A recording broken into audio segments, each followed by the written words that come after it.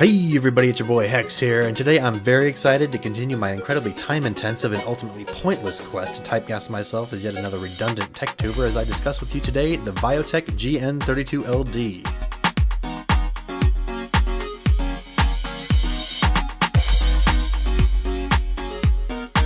So, where to begin? It's an interesting display that uses the newest 32-inch curved vertical alignment panels from AU Optronics that boast a resolution of 2560 by 1440, a 144Hz refresh rate, and FreeSync, all in one package. Because I'm not a color science engineer, or hell, even a competent photo or video editor, I'm not really going to talk about color gamuts or calibration, at least not a whole lot, but I will be talking about things that are important to the average end user and or gamer, who are, let's be honest, the target demographics for this monitor. So without further ado, here we go! Alright, I'm looking over my footnotes right now, and there's a lot to talk about. So I'm going to split this bad boy up into a few different categories, and the first one that we're going to talk about is aesthetics and build quality. So I'll just get this out of the way first. In my humble opinion, pretty much everything about how this monitor looks is tacky. The box it comes in looks tacky, the monitor from any other angle but the front looks pretty tacky.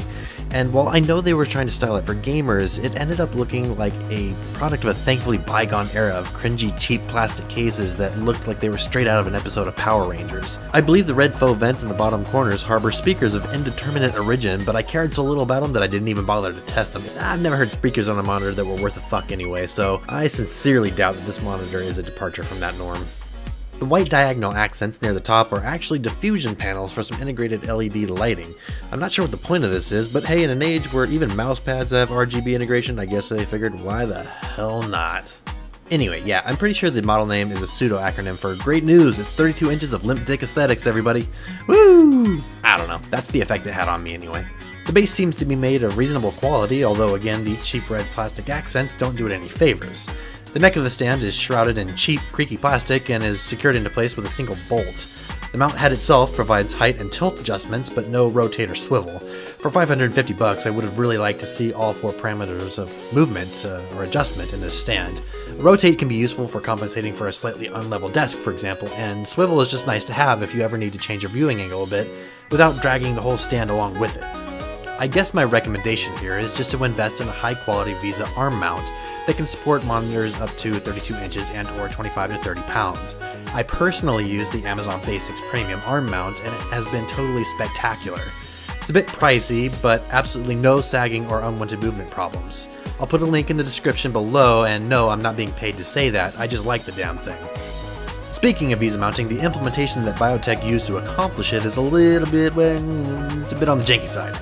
It involves removing the stock stand's back plate and replacing it with 4 screw extensions, which you then screw your VESA mount into directly when you're mounting it. No fancy bracket or anything like that, just screws.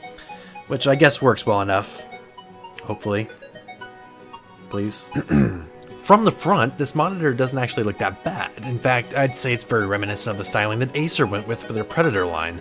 It's sort of a gunmetal color that encompasses most of the front of the perimeter of the bezel, which as you can see is quite thin, with red accent text at the bottom simply reading Viotek, just in case you forgot who your daddy is. So to wrap up, I guess you could say this thing is a little bit beauty and a little bit beast. It's reasonably professional from the front, especially if you ditch the stand in lieu of a VESA mount, but pretty darn gaudy from the backside. Since I sincerely hope that you're going to be looking at the front more than the back, I guess we'll just call it a slightly favorable wash. Category number 2, curvature, size, aspect ratio, and resolution. So this is a 32-inch 2560 by 1440 16:9 display, which puts its pixel density at around 91 pixels per inch. This is exactly the same density as a 24-inch 1080p display, which I think comes a little bit close to being grainy at times. I much prefer a pixel density of around 110, which is what you'll find on most newer 34-inch ultrawides and 27-inch 16:9s. Now, being a 16:9 aspect ratio display, it is firmly outside the realm of the ultrawide master race fad going on right now. Okay, don't crucify me. I actually love ultrawide, and it's not a fad. It's an extremely versatile aspect ratio, and I enjoyed the hell out of my Acer X34 while I had it. In fact, it's because of this first-hand experience that I can say with complete certainty that some developers just can't seem to wrap their heads around the whole ultrawide / high refresh rate thing. A true gentleman wouldn't name any names, but suffice it to say, they are out there. And that's not even getting into how poorly legacy games, which have no chance of ever being updated again, handle 21:9. I mean, when I play Final Fantasy XI on ultrawide, everything is stretched out and warped and the whole thing looks like straight dog shit. But I digress. So I guess you could say I got this display because it's kind of a nice compromise between the vast expanse of a nice big ultrawide and the compatibility of a traditional 16:9 display. New games look great on it, and old games / poorly coded games don't complain. I love that. And coming from an ultrawide, it's kind of a luxury that you take for granted.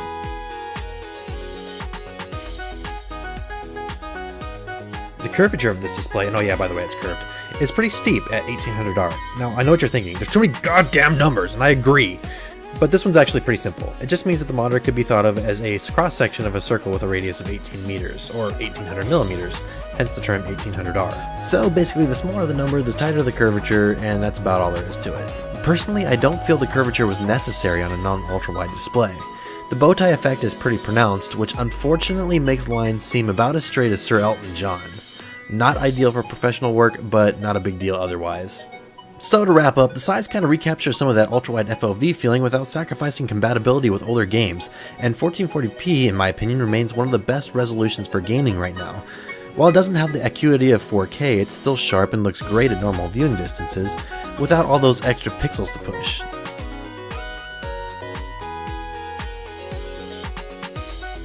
The OSD or on-screen display of this monitor is of the very basic under-monitor button type.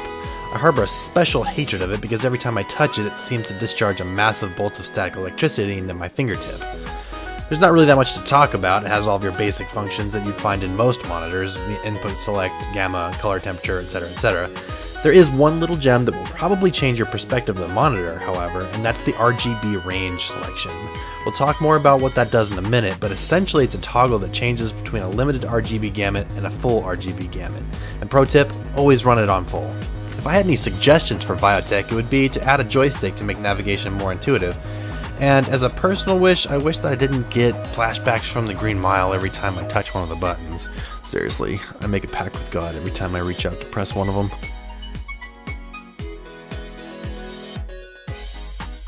So finally, this brings us to the final topic for discussion, the display tech, refresh rate, and variable sync technology. I'll just get the latter two out of the way first, since they're the most clean cut and dry. First, variable refresh technology. It's pretty darn neat. AMD's implementation is called FreeSync, which is based on an open standard, and NVIDIA's implementation is called G-Sync, which relies on a proprietary module for functionality. This technology allows your graphics card to basically control the refresh rate of your monitor, so it's always perfectly in sync with the frame rate that your GPU is currently rendering at. In actuality, it's a little bit more complicated than that. First, FreeSync doesn't do dick if you're driving the game at a surplus over the maximum refresh rate of your monitor, so you'll also need to keep VSync and/or FastSync and/or Enhanced Sync enabled as well. Alternatively, you can just use a frame rate limiter to keep your refresh rate in check. Second, every FreeSync and/or G-Sync monitor has an effective range in which they can actually deploy their adaptive sync technology. In this monitor's case, that range is between 48 frames a second and 144 frames per second. If you stray above or below that range, FreeSync shuts off. At least until you re-enter that range. As always, FreeSync's biggest disadvantage is that it requires the use of an AMD card. I'm currently using a Vega 64, but it's frankly no match for NVIDIA's best offering. Not by a long shot, actually. Vega itself is still missing a bunch of features, like primitive shaders and tile-based rasterization and all that other stuff they said it would have, but it doesn't have. Fine wine. Anyway, the last thing I'm going to talk about is probably one of the more divisive topics that you will run aground upon on your quest for a new monitor. I'm talking, of course, about IPS versus VA panels. IPS stands for in-plane shifting, whereas VA stands for vertical alignment.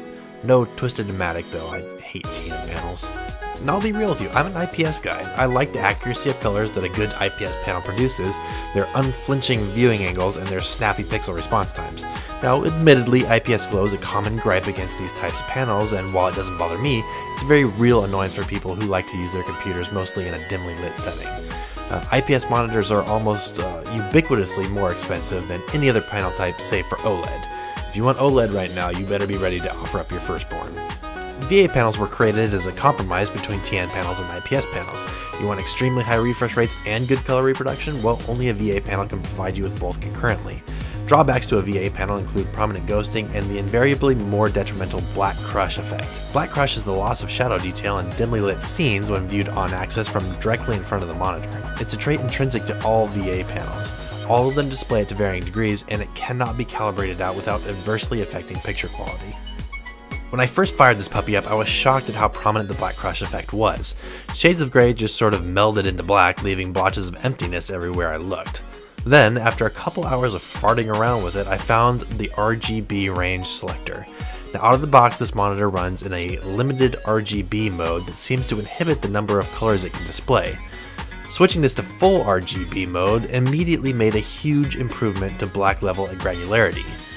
Look at these before and after pictures. I mean, they're stark.